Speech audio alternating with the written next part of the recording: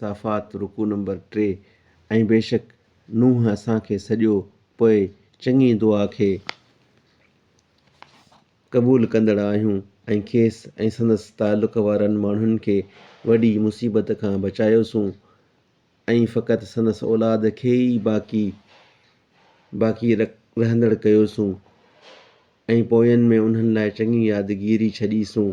सारे जग में नूह ते शाल सलाम हुजे। बेशक असीं भलारनि खे अहिड़ी तरह बदिलो ॾींदा आहियूं। बेशक उहो असांजे मोमिननि ॿाननि मां आहे। वरी ॿियनि खे ॿोड़ियोसूं। ऐं बेशक नूह जी पैरवी कंदड़नि मां इब्राहिम हो। यादि कर जॾहिं हू पंहिंजे पालनहार वटि सालिम दिलि सां आयो। यादि कर जॾहिं पंहिंजे पीउ ऐं पंहिंजी क़ौम खे चयईं त अमीं छाखे पूॼींदा आहियो? अल्लाह खां सवाइ हथरादू ठहियल माबूदनि खे घुरो था छा? पोइ जहाननि जे पालनहार बाबति अव्हांजो कहिड़ो गुमान आहे? पोइ तारनि में हिकु भेरो चिताए ॾिठाई। पोइ चयाईं त आउं बीमार थींदुसि। पोइ खांइसि पुठी ॾेई फिरिया। पोइ संदनि माबूदनि ॾांहुं मुंहुं कयाईं त अमीं छो नथा खाओ? अव्हां खे छा थियो आहे जो नथा ॻाल्हायो?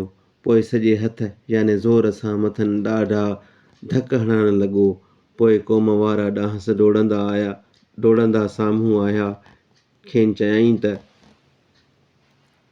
जंहिंखे अमीं पाण घड़ींदा आहियो तंहिंखे छो पूॼींदा आहियो? हिन हूंदे जो अल्लाह अव्हांखे ऐं जेकी अमीं करियो था तंहिंखे पैदा करियो। हिक ॿिए खे चयऊं त इब्राहिम लाइ अॾावत अॼो। पोइ खेसि बाहि जे आड़ाह में उछलियो। पोइ साणसि फ़रेब करण जो इरादो कयऊं। पोइ खेनि तमामु ज़ेर कयोसूं। ऐं बेशक इब्राहिम चयो त बेशक आउं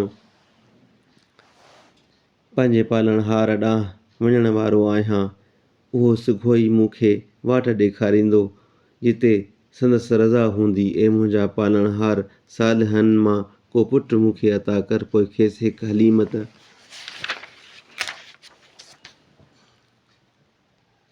हलीमत वारे नींगर जी ख़ुशख़बरी ॾिनीसूं। पोइ जॾहिं साणसि गॾु डोड़ण वारी उमिरि खे पहुतो तॾहिं इब्राहिम चयो त ए मुंहिंजा पुटड़ा, बेशक आउं निंड में ॾिसां थो त आउं तोखे कुहां थो। पोइ तूं नज़र कर त तुंहिंजे दिलि में छा थो अचे? चयईं त ए मुंहिंजा अब्बा, जंहिं कम जो तोखे हुकुम ॾिनो वञे थो सो कर।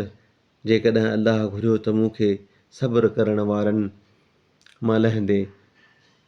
पोइ जॾहिं ॿिन्ही हुकुम मञियो ऐं इब्राहिम पंहिंजे पुट खे पेशानीअ भर लेटायो ऐं खेसि सॼोसूं त ए इब्राहिम, बेशक तो ख्वाब खे सचो कयो। बेशक असीं भलारनि खे अहिड़ी तरह बदिलो ॾींदड़ आहियूं।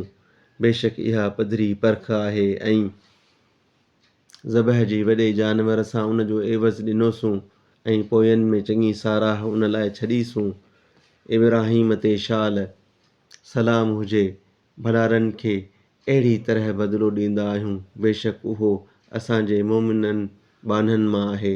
ऐं खेसि इसहाक जी ख़ुशख़बरी ॾिनीसूं जो सालिहनि मां हिकिड़ो नबी आहे। ऐं इब्राहिम ते ऐं इसहाक ते बरकत नाज़िल कईसूं।